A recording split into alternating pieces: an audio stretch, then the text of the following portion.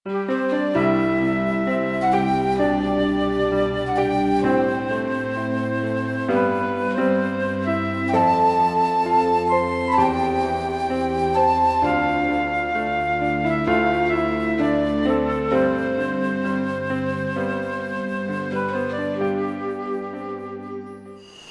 kesombongan mana itu kan katakan kita tidak bisa membandingkan diri kita dengan orang lain rendah tinggi sama. Padahal kadang-kadang kan dalam ulasan atau katakanlah siraman rohani mungkin dari tetangga juga untuk mengatakan bahwa kita itu harus bersyukur. Ditunjukkan orang lain itu lebih menderita. Ada dikatakan itu juga suatu kesombongan membandingkan diri kita dengan orang lain. Nah, bagaimana sikap kita sebagai seorang Buddhis menghadapi hal seperti itu dan menghadapi perbedaan-perbedaan yang ada di sekeliling kita? Hal-hal itu sifatnya sangat personal, sangat privat, batiniah. Jangankan orang lain, kadang-kadang diri sendiri juga tidak mudah untuk meneliti, tidak nyadar juga kalau ternyata tadi kalau ditimbang-timbang saya masih juga ada kesombongan. Tidak gampang untuk bisa menyelidik seperti itu. Ya Bante, saya memaafkan kok, saya memaafkan, betul-betul bisa memaafkan saya. Tidak usah diulang. Diulang untuk apa? Diulang kalau kamu itu sudah bisa memaafkan kan? Mau diakui kamunya kan? Bisa memaafkan kan? Nah itu contohnya. Tapi ya itu keinginan apa yang ya diucapkan tidak disadari, mungkin ada muatan-muatan sisi negatif. Sudah. Bagaimanapun tentang mana atau kesombongan atau tadi Ibu katakan sangat luas ya, merasa tinggi dibandingkan yang lain. Sebetulnya ada 9. Kalau mau dirinci. Mana ini ada 9. Rinciannya adalah posisi seseorang, yaitu posisi kita lebih tinggi dari dia. Dengan posisi yang lebih tinggi dari dia itu, kita merasa lebih tinggi dari dia, yaitu benar sesuai dengan posisinya. Ini juga sudah kesombongan. Merasa pada posisi kenyataannya lebih tinggi dari dia, tapi merasa setara atau apalagi merasa lebih rendah dari dia, termasuk juga dalam mana juga. Mana itu sendiri artinya apa? Kalau ditinjau dari sisi akar katanya, mana itu artinya penghitungan, yaitu menghitung atau membandingkan juga bisa. Pembandingan diri antara ya diri sendiri dengan yang lain. Pembandingan diri. Ini sudah 3 ya. Pada kenyataan diri ini setara dengan dia, tetapi merasa lebih tinggi, ini sudah mana juga. Pada kenyataan setara dengan dia, menganggap kemudian juga setara dengan dia, ini juga termasuk mana. Dan termasuk juga pada kenyataannya setara posisinya dengan dia, tetapi merasa lebih rendah kedudukannya. Ini juga mana. Sudah ada 6. Ya, pasangan yang terakhir 3. Pada kenyataannya posisi diri ini lebih rendah dibandingkan dia, tapi yang menganggap lebih tinggi. Ini lebih-lebih ya. Ini mana? Posisinya lebih rendah kenyataannya, tapi merasa setara. atau posisinya itu memang lebih rendah dan merasa juga lebih rendah daripada dia. Ini kesemuanya, kesembilan hal ini disebut dengan mana. Ini sangat halus dan tidak semestinya kita mencampur adukkan dengan keseharian kita. Kita mungkin mengucapkan apalah mudita cita, atau mengucapkan turut berbelasungkawa, atau mengucapkan rasa prihatin atas musibah, atas kecelakaan, atas keterpurukan yang orang sedang hadapi. Ya, lakukanlah terlepas itu ada makna atau tidak. Tetapi jangan terlampau kalau sudah muncul terlampau besar, kita harus juga selidik untuk kurangi. Bagaimanapun ya, yang namanya mana ini pembandingan diri atau pemahaman tentang seberapa telah hal-hal baik yang telah diri sendiri miliki sedikit banyak punya nilai positif bagi kehidupan kita selaku orang awam, selaku orang normal, orang biasa maksudnya. Apa sisi positifnya? Mana ini juga sebagai pemacu, sebagai pendorong. Mana ini apa? Biasanya itu adalah merasa punya, merasa besar, merasa tinggi, merasa ada ini, merasa ada itu, merasa ada apa yang bersifat positif. Dan ini merasa punya, merasa ada inilah seseorang merasa ada bekal sehingga punya daya pacu untuk maju ke depan. Kalau seseorang tidak merasa punya ini, punya itu, punya capability, punya kemampuan ini, punya pengetahuan yang seperti itu, punya aset yang modal seperti apa, merasa tidak punya, tidak punya daya pacu, tidak ada daya pacu untuk maju ke depan. Sedikit banyak ada nilai positifnya. Berbangga diri itulah yang saya maksud. Berbangga diri ini ada positifnya, boleh berbangga diri dan semestinya ada kebanggaan pada diri sendiri. Dan fair kalau diri sendiri sudah melakukan hal-hal yang baik, kemudian bisa memuji diri sendiri, fair kok, silakan puji diri sendiri kalau sudah mencapainya dan sesuai dengan apa yang diharapkan, hal-hal yang baik itu. Hanya memang kalau dilakukan jangan sampai overdosis, jangan sampai berlebihan, berbangga diri sampai berlebihan. Nah, ini yang negatif. Makan nasi itu diperlukan supaya bisa pacu, bisa menjadi tenaga pacu ke depan. Tapi makan kekenyangan malah menjadi malas, menjadi enggan, menjadi ogah-ogahan. Kurang makan juga tidak enak, tidak ada daya pacu. Tetapi ini secara mendalamnya memang mana atau pembandingan diri ini kotoran batin. Dan kotoran batin yang namanya mana ini, seorang anagami masih punya mana juga. Apalagi seorang sakadagami, seorang sotapana, apalagi seorang kalyana putujana kita. Apakah kita kalyana putujana? Yaitu orang awam tapi yang baik gitu. Ya mungkin, walaupun mungkin tidak bisa dipastikan sejauh apa sudah bisa disebut dengan kalyana putujana kita ya. Mana ini hanya bisa dihancurkan, diberantas oleh arahata magga, arahata phala. Habis. Seorang anagami masih ada pembandingan diri. Oh, aku sudah nyampe sekian. Oh, aku punya ini, dia tidak punya. Bagaimana dan sebagainya. Jangan mendalam. Tidak bisa memasukkan Bante, kalau saya ngatur ini, ngatur itu, berbuat baik, apakah itu bukan keakuan Bante? Keakuan saya yang nanti berkembang.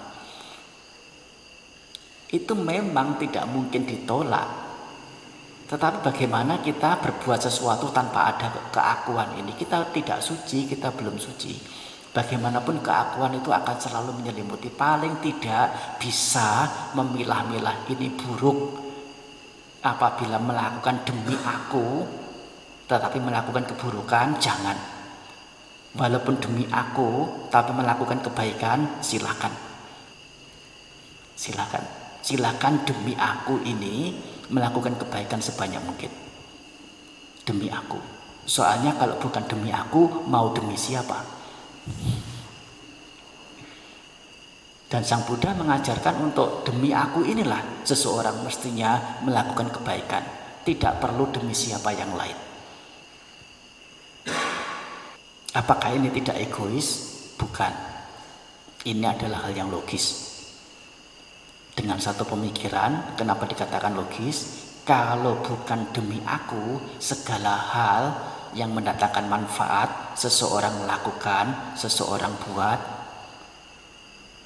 siapa orang lain yang akan berbuat manfaat, memberikan segala apa yang kita inginkan, kita harapkan untuk diri kita? Tidak ada. Kita yang harus mencari manfaat untuk diri sendiri. Seperti halnya orang lain juga mencari manfaat untuk diri mereka sendiri. Justru kalau kita tidak mencari manfaat untuk diri sendiri, alih-alih menunggu sosok atau pihak lain memberi ke kita, menunggu, tidak pasti akan datang. Kalaupun akan datang, seberapa datang? Akan bisa sesuai dengan yang kita inginkan? Tidak, sangat tidak pasti. Dan itu bukan ciri-ciri orang bijaksana, bukan ciri-ciri orang pandai, orang pintar, orang yang tahu manfaat untuk diri sendiri. Bukan ciri itu. Sang Buddha adalah orang yang telah sempurna mengupayakan harapan untuk diri sendiri. Sebagai orang yang telah menuntaskan keinginan untuk diri sendiri. Apa itu? Pencapaian kesucian, pencapaian kebudayaan, pencapaian nilai-nilai luhur. Berbuat baiklah untuk diri sendiri. Artinya apa? Gemarlah berdana, salah satunya. Nah, jangan berpikir itu berdana itu adalah berbuat baik untuk orang lain. Ini yang keliru. Ini konsep yang keliru. Berdana bukan berbuat baik untuk orang lain. Memang orang lain akan menerima, tapi perbuatan baik itu kita yang melakukan, kita yang menimbun, kita yang akan mendapatkan manfaatnya. Kalau nanti ada yang dipuji, bukan orang yang menerima yang dipuji, tapi orang yang memberi. Kalau nanti disegani, bukan orang yang menerima yang akan disegani, tapi orang yang memberi. Kalau dicintai, bukan orang yang menerima yang dicintai, tapi yang memberi. Kalau mendapatkan hal-hal yang menyenangkan lainnya, bukan orang yang menerima, tapi orang yang si pemberi inilah si pembuat manfaat untuk diri sendiri. Ini namanya membuat manfaat untuk diri sendiri, berbuat baik. Salah satunya memberi. Bersabar, jangan berpikir bersabar ini adalah berbuat baik untuk orang lain. Sampai muncul kata-kata, kalau saya sabar terus keenakan dia, Bante. Nah, lupa, tidak sadar bahwa sebetulnya sabar ini bukan demi orang lain, melainkan demi diri sendiri. Bagaimana dengan sabar ini, seseorang yang semestinya sakit, menderita, gundah, kacau, menjadi tenang-tenang, menjadi santai-santai, menjadi tidak terusik. Dan dengan kesabarannya ini, dengan tidak gampang terpancing emosi, kalau harus memutuskan sesuatu permasalahan, akan bisa memutuskan dengan bijaksana, dengan tepat. Lain halnya dengan orang yang emosional, marah. Kalau sudah marah itu membabi buta. Dan apabila orang seperti ini harus memutuskan sesuatu, ini sangat berbahaya. Keputusannya bisa mungkin sangat merugikan diri sendiri. Dipancing egonya sedikit, dipancing apanya sedikit, nah dia bisa mabuk, memutuskan sesuatu yang merugikan diri sendiri. Ini manfaat menjadi sabar, bukan demi orang lain, bukan demi kalau saya sabar nanti dia ngelunjak. Urusan ngelunjak itu urusan dia. Tapi bagaimana kita bisa bersabar? Dan tentunya kita sabar itu juga ada waktu, ada situasi, ada kondisi.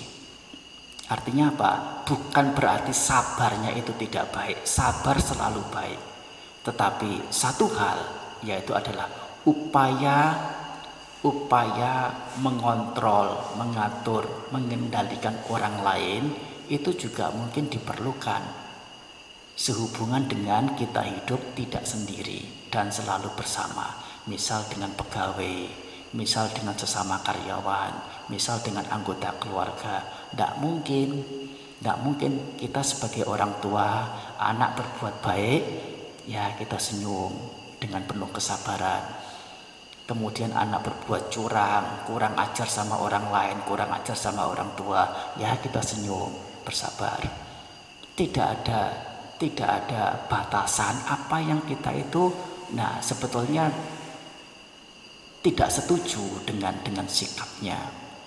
Sebagai orang tua punya kewajiban untuk memberi nilai-nilai luhur, mendidik, mengajak menjadi baik. Meskipun bukan anak, mungkin dengan pegawai, mungkin dengan sesama teman karyawan, pegawai, mungkin dengan sesama klien, mungkin dengan sesama partner kerja. Bukan hanya dengan tersenyum segalanya beres. Nah, Sang Buddha sendiri ya tidak hanya kalaupun sabar itu baik dan Sang Buddha itu super untuk urusan kesabaran. Bayangkan ada pengikut ya pertapa lain, bukan agama Buddha, ajaran lain, mengejek Sang Buddha di depan para biku. Para biku ya komentar ya ngomong sendiri di itu dengan teman yang lain, teman biku yang lain, sampai ke wihara laporkan kepada Sang Buddha. Apa kemudian Sang Buddha katakan? Para biku, kalian tidak semestinya menjadi jengkel dengan ya kata-kata buruk, kata-kata ejekan dari mereka. Meskipun mereka mengejek Buddha, mereka mengejek Dhamma, mereka mengejek Sangha. Tidak semestinya, tidak pantas apa yang kamu pikirkan, apa yang kamu lakukan, memunculkan kebencian itu. Betapa sabarnya, betapa mulianya nilai-nilai kesabaran beliau. Hanya Sang Buddha lanjutkan, kalau satu ketika kalian berkesempatan untuk menjelaskan secara sebenarnya apa itu Buddha, siapa itu Buddha, apa itu Dhamma, siapa itu Dhamma, apa itu Sangha, siapa itu Sangha, katakanlah dengan sebenarnya apa adanya kepada mereka. Dengan nilai-nilai kesabaran yang luar biasa seperti ini, bukan berarti Sang Buddha hanya mempunyai kesabaran dan hanya menggunakan kesabaran dalam menghadapi segala macam, berbagai macam bentuk orang atau ya makhluk. Dalam Buddha Jaya Manggala Gatha, Bahung Sahas Samabinim Metasa Yudhantang, nah dan seterusnya. Ada 8 syair yang masing-masing menunjukkan kebolehan Sang Buddha dalam menghadapi setiap kasus. Dalam menghadapi satu kasus tertentu, Sang Buddha menggunakan seperti ini. Dalam menghadapi kasus yang lain, Sang Buddha menggunakan hal yang lain lagi. Tidak dengan satu hal. Yang meskipun punya kesabaran bukan berarti terus dengan semua hal yang akan cocok dengan menggunakan kesabaran. Nah, bagaimana kita membaca dengan ini siapa ini, Girimekhala itu siapa, kenapa Sang Buddha menggunakan cara seperti ini. Nah, itu bisa kalau kita pelajari membuat kita menjadi ikut menjadi cerdas juga, belajar. Oh, ini cara Sang Buddha menghadapi orang yang begini dengan cara seperti ini. Kalau dengan orang yang seperti ini menjadi seperti ini. Ini adalah ya variasi dalam menyelesaikan masalah. Ya, kita bisa belajar dari Sang Buddha dalam hal bagaimana menyelesaikan masalah dengan kasus yang berbeda-beda. Kesimpulannya bahwa pembandingan diri atau mana ini biarlah itu urusan mana, pembandingan diri. Tapi kita ya, sebagai orang yang awam mau berbuat baik, entah itu dengan ya intrik-intrik, oh ini egoku, akuku muncul, tidak soal. Kadang-kadang saya juga bermain-main dengan istilah. Boleh ngomong ya? Ya. Boleh lanjut ya. Seseorang yang tinggi ambisi, besar keakuan, dan keras kepala adalah seorang mulia. Ini betul. Tinggi ambisi. Ambisi itu apa? Ambisi itu keinginan. Cita-citakanlah sesuatu yang tinggi. Jadi konglo. Kalau ingin harta, bercita-citalah jadi konglo. Apa itu konglo? Konglomerat ya. Nah, punya banyak aset, punya banyak perusahaan, ya sampai tidak terhitung. Atau kalau ingin jabatan, nah jangan tanggung-tanggung jadi seperti Pak Jokowi. Ya. Mungkin itu belum cukup nanti jadi sekjen PBB nanti satu ketika. Punya ambisi yang tinggi. Sebagai umat Buddha, sebagai pengikut Sang Buddha, mengerti Dhamma, nah menjalankan Dhamma jangan tanggung-tanggung demi manfaat dunia ini, bisa dipuji, bisa makan enak, bisa hidup nyaman, jangan. Masih ada tujuan lain yang lebih tinggi. Apa itu? Pencapaian di alam-alam surga masih perlu untuk dicapai, perlu dikejar. Dan bukan hanya sampai di situ saja, pencapaian di alam-alam Brahma yang jauh lebih lembut, jauh lebih mendalam, jauh lebih tinggi. Yang meskipun demikian itu juga belum yang tertinggi. Masih ada satu lagi, yaitu Nibbana. Capailah Nibbana. Berambisilah menjadi konglomerat. Berambisilah jadi sekjen PBB. Kalau urusan duniawi, urusan Dhamma, capailah Nibbana. Ini yang namanya punya ambisi yang tinggi. Hanya saja, tentunya ambisi ini disoroti sebagai sesuatu yang buruk oleh karena biasanya dicapai dengan cara-cara yang tidak fair, tidak benar, melangkahi hak-haknya pihak lain. Itu sehingga yang namanya ambisi itu cenderung dipandang negatif. Tapi sebetulnya ambisi itu sendiri apa? Oh, luar biasa bagusnya. Kalau orang tidak punya ambisi, tidak punya asa, tidak punya harapan, tidak punya pengharapan, tidak punya cita-cita, ya menjadi biku pun tentunya ada cita-cita. Bukan kalau sudah tidak ada cita-cita kemudian menjadi biku. Tidak. Tanpa cita-cita orang juga tidak akan menjadi biku. Nah, ini adalah orang yang punya ambisi yang tinggi. Jadi orang yang punya ambisi yang tinggi, pengen jadi kaisar, pengen jadi rajanya para dewa, pengen hidup di alam Brahma, pengen mencapai kebudayaan. Ini adalah orang-orang yang mulia. Bisa dikatakan ya. Apabila sudah mencapainya raja, ya panggilannya apa? Raja itu yang dipermuliakan, yang dipertuan agung, ya mulia. Termasuk kalau negara republik ya Pak Presiden, yang dipertuan agung, yang dipermuliakan, besar keakuannya. Nah, orang yang punya keakuan kecil artinya apa? Cukup diriku saja, yang lain meskipun ini tinggal serumah, wanita, orang-orang sih mengatakan itu istri.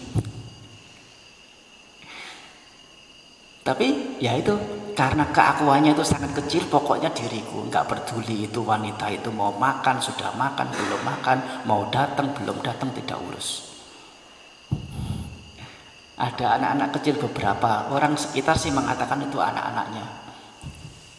anak-anak dia. Tapi juga nggak peduli. Soalnya apa? Yang diurus cuma aku tok satu ini. Bagaimana aku bisa nyaman, bisa senang, bisa bahagia. Nah, orang yang punya keakuan besar, yang dia pikirkan bukan si diriku tok, tapi juga wanita ini siapa ya ini ya? Oh, istriku. Ya, ada kunya. Jadi karena dia adalah istriku, kalau saya melakukan sesuatu harus tetap mempertimbangkan, memperhitungkan, menghargai dia. Apa yang dia kurang, apa yang dia lebih, aku perlu perhatian. Oleh karena dia adalah istriku. Anak-anak juga demikian, mereka adalah anak-anakku. Aku harus melakukan sesuatu untuk mereka karena apa? Masih ada ku embel-embel anakku. Akunya besar, artinya apa? Bukan hanya sebatas tubuh sendiri saja, tapi juga menyebar ke istri, ke anak, ke orang tua, ke saudara, ke teman, ke kerabat, ke warga, ke sekampung. Ya, makin banyak. Nah, saya tidak mau berbuat curang dengan menyelinapkan pajak atau tidak membayar pajak. Karena apa? Ini adalah bangsaku, Indonesia. Karena mengingat bangsaku bukan bangsanya dia, ya, sehingga tidak rela, tidak tega kalau aku harus berbuat curang dengan tidak bayar pajak. Nah, ini apa? Keakuannya besar sekali. Ada jembatan yang bobrok di depan sana, segera keluar dana diperbaiki. Karena apa? Itu adalah wilayahku, untuk orang-orang sekampungku. Keakuannya besar. Jadi orang yang punya keakuan besar selalu memperhatikan kukunya ini. Tanpa ku dia tidak melakukan. Peduli amat, betul tidak? Peduli amat kalau tidak ada ku. Tapi justru ada ku ini, seseorang menjadi berbuat sesuatu yang dikatakan baik. Dan orang yang berbuat sesuatu untuk orang lain, artinya demi kesejahteraan banyak orang, tahu bahwa itu adalah kunya, wargaku, pendudukku, bangsaku, kerabatku, punya kebesaran jiwa. Ini disebut dengan orang yang mulia, besar akunya, besar keakuannya. Orang yang keras kepala juga orang mulia. Yaitu apa? Nah, kalau seseorang yang keras kepala itu apa? Tidak gampang berubah pikirannya ya. Punya prinsip seperti apa, sudah teguh pada prinsipnya. Orang ngomong apa tidak mau peduli. Jadi kalau kita sebagai umat Buddha telah mempelajari nilai-nilai luhur, telah mempelajari apa itu kebijaksanaan, apa itu pengetahuan benar, pegang pengetahuan benar ini, pegang nilai-nilai luhur ini sebagai prinsip, dan jadilah orang yang keras kepala pada hal-hal seperti itu. Kalau ada teman, ada sahabat, ada orang-orang yang mau membujuk, yuk ke sana yuk, ikut judi yuk ke sana yuk, ikut rame-rame, melakukan sesuatu yang tidak bagus, kita teguh pada prinsip, tidak ada jalan untuk saya ke sana. Tidak ada istilah mau narkobaan, tidak ada istilah mau mabuk-mabukan, tidak ada istilah mau judi-judian, tidak ada istilah mau pelanggaran sila, mencuri, berbohong, membunuh dan sebagainya. Nah, tidak gampang goyah, tidak gampang terpengaruh. Ini namanya teguh pada prinsip. Dan orang yang teguh pada prinsip itu bagi mereka ini diajak tidak mau, apa tidak mau, ini tidak mau. Bandel, keras kepala orang ini. Jadilah orang yang bandel, keras kepala. Karena menjadi keras kepala adalah seorang mulia. Tentunya kalau yang dijadikan prinsip dipegang itu telah disinkronize, telah dicocokkan, telah disesuaikan dengan ajaran para bijaksanawan. Siapa itu? Sang Buddha contohnya. Indikator untuk kita mengetahui apa yang kita lakukan sebagai bijaksana. Bagaimana kita bisa tahu bahwa itu bijaksana? sekali indikatornya. Yang lainnya tahu enggak apa itu indikator? Bu, ngertos Bu, napa niku indikator? Batu nggih? Apa ya kira-kira indikator itu? Batas-batasnya orang disebut bijaksana itu apa? Sebagian telah disampaikan. Dikatakan bijaksana apabila dia bisa memilah-milah mana yang benar, mana yang salah. Dan setelah memilah-milah, menghindari yang salah, memegang yang benar. Bisa memilah-milah mana yang baik, mana yang buruk. Dan setelah memilah-milah, menyingkirkan yang buruk, memegang yang baik. Bisa memilah-milah mana yang pantas, mana yang tidak pantas. Setelah bisa memilah-milah, ya, menyingkirkan yang tidak pantas, memegang yang pantas. Ini satu kriteria.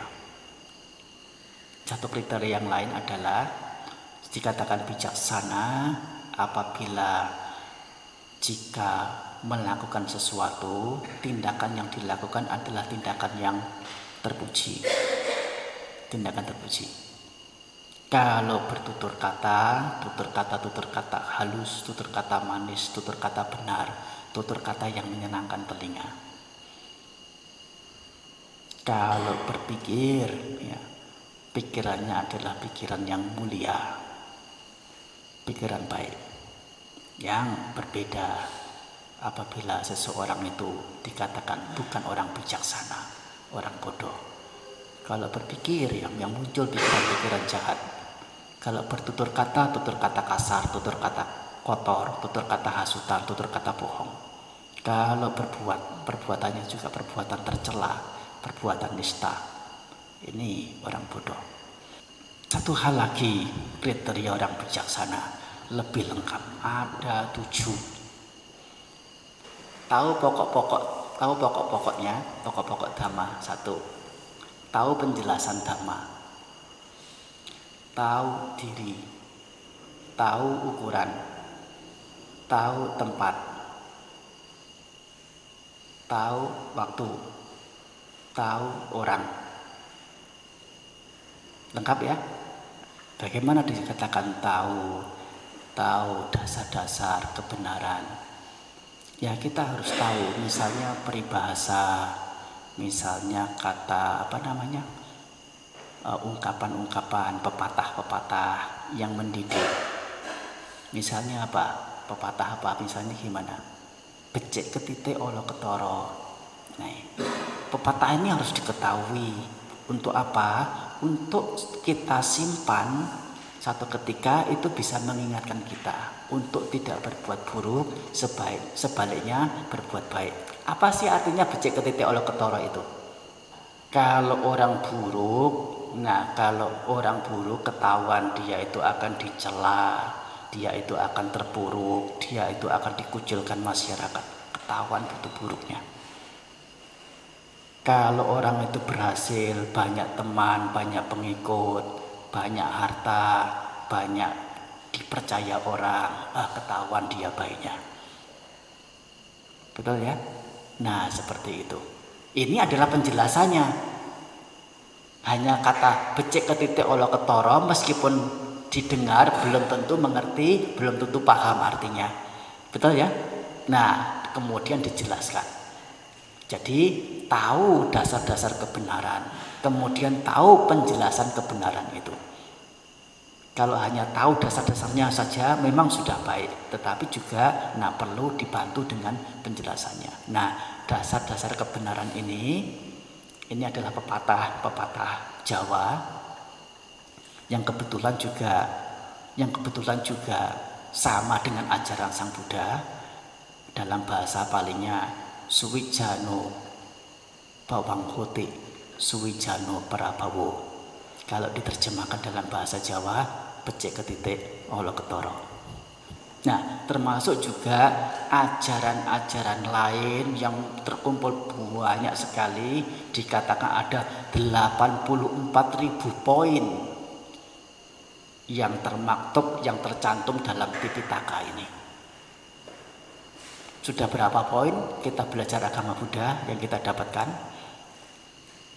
Nah, itu baru poinnya, belum penjelasannya.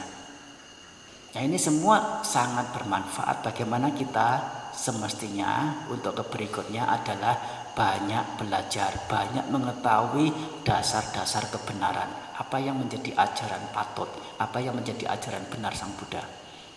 Dan setelah itu bisa memahami, bisa mengerti penjelasan-penjelasannya. Bagaimana supaya bisa mengerti? Tentunya dengan mencari tahu, dengan membaca, dengan mendengar dari yang lain, atau dengan mengoreksi atau meneliti, merinci sendiri. Tahu dasar dhamma, tahu dasar kebenaran, dan tahu rincian kebenaran, penjelasan kebenaran. Atau dengan istilah lain, yang nomor 1 dikatakan tahu sebab. Tahu sebab. Artinya apa tahu sebab itu? Nah, melihat apapun, situasi apapun setelah dilihat, langsung bisa menelusuri. Oh, ini ada itu karena sebab-sebabnya yang seperti ini nih.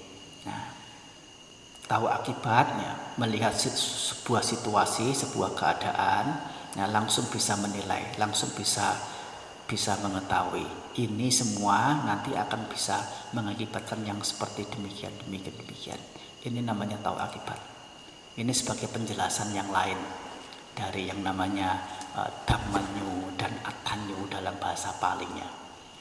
Ya, Dhammanyu itu dikatakan tahu dhamma, tahu dasar-dasar kebenaran. Attanyu tahu penjelasan dasar kebenaran itu. Satu lagi, yang ketiga adalah tahu diri. Bagaimana maksudnya tahu diri? Siapa sih aku itu? Berapa usiaku? Sudah setinggi apa pendidikanku? Berapa kekayaanku? Saya itu laki-laki apa wanita? Nah, semua ini setelah mengetahui diri, sepantas apa aku melakukan sesuatu atau tidak melakukan sesuatu. Namanya tahu diri. Kalau anak sekolah, ya meskipun sudah universitas, mahasiswa, kalaupun dia siapa aku, oh aku wanita, sedang kuliah, hartaku banyak tapi harta orang tua, karena masih kuliah, bawanya ya pakainya tas bermerek yang ya sedang digandrungi oleh ya fashion. Ya misalnya merek Hermes, ada Prada, ada apa lagi? Macam-macam, sekarang banyak sekali merek. Ya. Kalaupun dia anak orang kaya, tapi dilihat dia itu masih mahasiswa begitu, pakai tas begitu, ya kelewat pantas tidak. Kalau itu dari hasil sendiri ya masih mending. Nah, siapa dia? Nah, itu menunjukkan boleh juga sih, tidak apa-apa. Orang bilang orang kaya berbuat apapun nggak ada celahnya. Orang kaya kalau berbuat sesuatu itu ya pantas-pantas saja. Tapi gimana pun ya pasti juga akan ada yang mencela, tidak pantas, tidak cocok, tidak pas. Artinya apa? Tidak tahu diri, bahwa dia itu masih mahasiswa, belum bisa menghasilkan sendiri. Nah, bisa tahu diri, tahu ukuran. Nah, tahu ukuran itu sesuatu itu ya apa? Kira-kira untuk saya itu seberapa? Selebihnya untuk apa? Ini namanya tahu ukuran. Ukuran dalam hal apapun. Ukuran dalam berlatih dhamma juga sama. Untuk aku yang seperti ini, ukuranku itu berlatih apa? Berlatih samatha vipassana pergi ke hutan, atau berlatih mengembangkan nilai-nilai luhur berupa kesabaran, tahu terima kasih, cinta kasih, apalagi ya banyak hal. yang bersifat ya umum-umum. Ini namanya tahu ukuran. Nah, antara tahu diri dan tahu ukuran itu sebetulnya sama-sama mengetahui ukuran juga. Hanya kalau tahu diri itu, nah yang di dalam ini yang dijadikan patokan. Tapi kalau yang disebut dengan tahu ukuran itu melihat dari sisi apa yang di luar untuk diri sendiri. Jadi tahu dasar kebenaran, tahu penjelasan dasar kebenaran, tahu diri, tahu ukuran, tahu tempat, tahu waktu. Tahu tempat, tahu waktu digabung jadi satu. Bagaimana tahu tempat, tahu waktu? Kalau berkumpul dengan teman-teman, ya, dengan teman-teman sendiri, ya menggunakanlah bahasa akrab, jangan gunakan bahasa formal. Kadang-kadang orang dengan teman yang akrab, yang untuk orang lain itu adalah ya umpatan, tapi untuk teman dekat itu satu hal yang ya menunjukkan bahwa keduanya itu sangat dekat.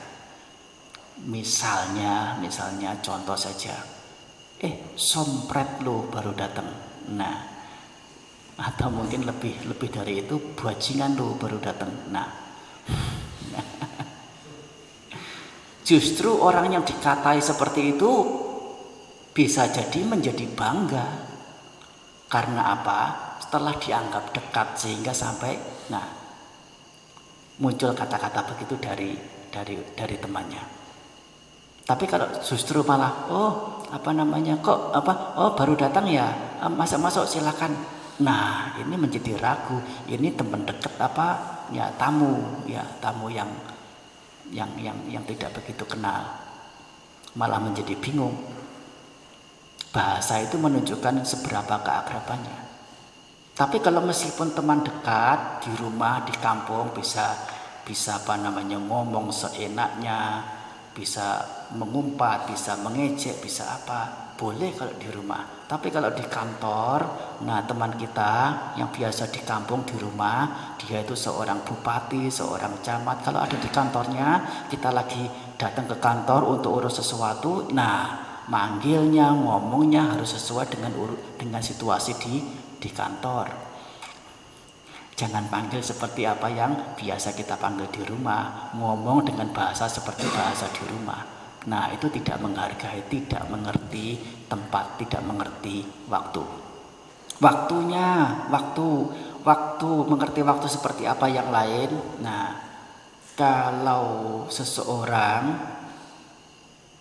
ya lagi sedih, sedang galau, sedang sibuk, sedang ngantuk, kita mau memberitahu sesuatu, bukan waktunya. Tunggu barang sebentar. Setelah dia seger, setelah dia santai, setelah dia ya sehat-sehat, baru ngomong. Itu artinya apa? Tahu waktu. Dengan berada di tempat mana, di depan sesama umat Buddha, di depan banyak sekali umat beragama, di hadapan banyak sekali para penjahat, di banyak sekali ya para klien, para ya sesama orang yang kerja, sesama pekerja. Berbeda-beda tempatnya, kita mesti tahu apa yang kita mesti omongkan, diomongkan atau tidak. Kalau ngomong apa, kita mesti tahu. Ini namanya apa? Tahu tempat. Dan satu lagi adalah tahu orang. Terakhir, tahu orang, siapa dia. Oh, dia kekayaannya cuma segitu. Bukan begitu maksudnya. Bisa masuk juga. Tapi bukan utamanya tentang keluaran, kekayaannya atau apanya, tetapi apa? Nilai-nilai kemoralannya sampai di mana? Sepatut apa untuk kita jadikan sebagai teman, sebagai sahabat. Ini namanya tahu orang. Tahu, oh ini orang jelek, ini orang baik. Sebatas apa bisa dekat, sebatas apa bisa lebih dekat lagi. Namanya tahu orang. Ketujuh hal ini apabila seseorang telah bisa pegang, tahu dasar-dasar kebenaran, tahu penjelasan kebenaran, tahu diri, tahu ukuran, tahu tempat, tahu waktu, tahu orang. Ini disebut dengan orang bijaksana. Ya, tidak jelek juga kok ya untuk berdiskusi urusan yang umum dalam situasi seperti ini. Ya, meditasi ya kita bisa tetap bermeditasi, tetapi dengan diselingi dengan diskusi-diskusi yang inspiratif ini juga ya tentu bermanfaat. Memberikan rasa puas pada anak, untuk puas dengan mempunyai, karena kita sudah bisa menganak itu masih banyak ulama masih itu seperti itu berbicara begitu itu betul atau tidak Membandingkan. ya karena ada yang mengatakan seperti itu tidak boleh. Nah, bagaimana? Jadi seperti ini kelihatan dia, kita melihat dia terus kelihatannya rukun dengan suaminya, yang laki tampan, yang perempuan cantik, bukannya sudah memulai seperti itu. Kan masih menjadi keluarga kita gitu. Ya, memang sih itu sebagai objek pembanding. Tetapi orang lain itu ya kurang begitu pas sebetulnya sebagai objek pembanding. Tidak fair juga kadang-kadang. Tidak fairnya kenapa? Oleh karena masing-masing punya faktornya sendiri-sendiri. Tidak bisa kemudian dibandingkan. Satu orang punya faktor yang sangat terbatas, satu orang yang lain punya faktor yang berlebihan. Bagaimana bisa dibandingkan? Dan pembandingan ini sedikit banyak. Nah, kalau sampai membandingkan semacam menunjuk begitu. Nih, kamu ini belajar sama-sama dia. Nah, misalnya sekolah sama-sama dia. Uang sekolah juga lebih banyak dari dia. Anak tetangga maksudnya. Nah, tapi kamu kok bodoh banget gak seperti dia dapat ranking 1, ranking 2. Nah, yang itu saja ranking 3. Bandingkan ke yang lain. Tidak bagus. Tidak bagus. Luar biasa jeleknya. Jangankan bandingkan ke orang luar, termasuk bandingkan ke saudara sendiri. Itu lihat kokomu itu lihat kakakmu itu, lihat adikmu itu. Adikmu saja bisa begini, bisa begitu. Tidak bisa dibandingkan begitu. Tidak boleh, tidak etis. Menyakitkan itu termasuk pelecehan juga. Orang tua yang melakukan pelecehan terhadap anaknya. Kalau mau membandingkan, boleh membandingkan. Tetapi membandingkan dengan diri sendiri. Diajak anak untuk tahu. Mama, kalau mau tahu coba sini, datang sini. Ini adalah uang bulanan dari papa sekian. Dari bapak sekian. Bapak untungnya tiap bulannya sekian atau gajiannya sekian. Ini untuk ini, untuk ini. Dulu bukan sekian. Dulu itu malah hanya sekian. Kita sudah dapat sekian, jadi kamu nambah, dapatnya menjadi sekian sudah. Bandingkanlah diri sendiri dengan diri sendiri juga di waktu yang sebelumnya. Itu jauh lebih fair, jauh lebih baik dan apa adanya. Kalau misalnya kita bermeditasi, mendengar teman atau orang yang ngomong, tuh dia meditasinya hebat. Ya, sudah bisa ini, bisa itu, ya enggak seperti yang lain-lain yang hanya gitu-gitu aja. Ya. Enggak bisa dibandingkan dengan orang lain. Tiap orang punya faktor, punya kualitas sendiri-sendiri. Dia itu dikatakan hebat. Kadang-kadang juga bukan orang hebat juga.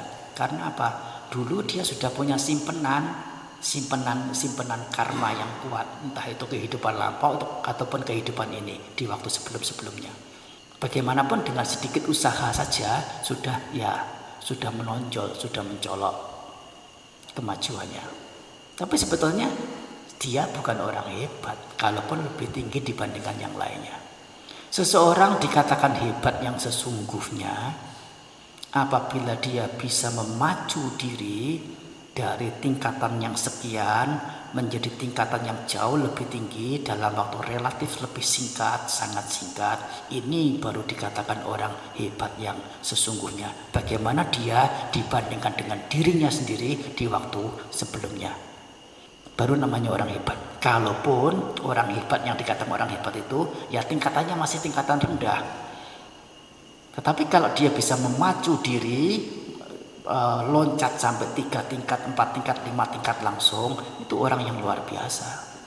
Meskipun ada orang, ya kalau dia itu tingkatannya mungkin tingkatan 20, nah orang lain mungkin tingkatannya sudah sekian ratus.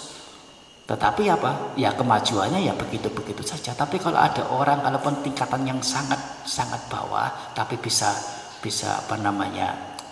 revolusioner, yaitu sifatnya itu drastis melonjaknya, meningkatnya, itu namanya orang hebat. Bukan bagaimana dibandingkan dengan orang lain. Kalau dia dibandingkan dengan orang lain, dia sangat kecil. Apa hebatnya? Ya 20 tingkat, sekian tingkat dibandingkan dengan ratusan yang sudah ratusan tingkat. Tidak mungkin bisa dibandingkan, dia tetap kecil, tidak ada hebatnya. Tapi apa? Dia sebetulnya orang yang hebat sesungguhnya. Karena apa? Bisa yang meloncat dari tingkatan yang relatif rendah, loncat ke 3, 4, 5 tingkatan langsung. Ini pembandingan yang fair bagi setiap orangnya, yang adil. Siapa bertapa adalah mereka-mereka yang telah tidak mencari atau berusaha tidak mencari kesenangan indrawi, tidak berada dalam kehidupan berumah tangga. Ini adalah hal-hal yang biasanya para pertapa berada dalam satu kondisi, yaitu keberadaan pikiran secara khusus mengambil objek-objek tertentu, sehingga batinnya betul-betul berada dalam keadaan bebas dari hal-hal buruk dalam batin. Semua proses itu disebut dengan meditasi atau bhavana, yang mana ini tidak bisa kemudian digelandang, ditarik untuk diterapkan kepada berumah tangga, sehingga meditasi ini cocok untuk berumah tangga. Yang semestinya adalah justru sebaliknya, berumah tangga ini menyesuaikan diri sehingga bisa cocok dengan meditasi. Tidak bisa kita kemudian menggelandang, menarik, menyediakan menu meditasi sehingga cocok untuk berumah tangga, yang justru apa yang menjadi keinginan berumah tangga ya hal-hal yang duniawi pada umumnya. Menggelandang, menarik meditasi itu untuk hal-hal yang bersifat duniawi. Untuk apa? Untuk macam-macam urusan berkaitan dengan duniawi ini, kehidupan orang. Ini sehingga banyak sekali kemudian teknik yang disederhanakan sedemikian rupa, dipermudah sedemikian rupa, termasuk tujuan-tujuan meditasi yang dibuat menarik sedemikian rupa, sehingga sebagian berumah tangga merasa bergairah untuk mengikuti, untuk mencapai hal-hal yang bersifat batiniah, yaitu dengan bermeditasi ini.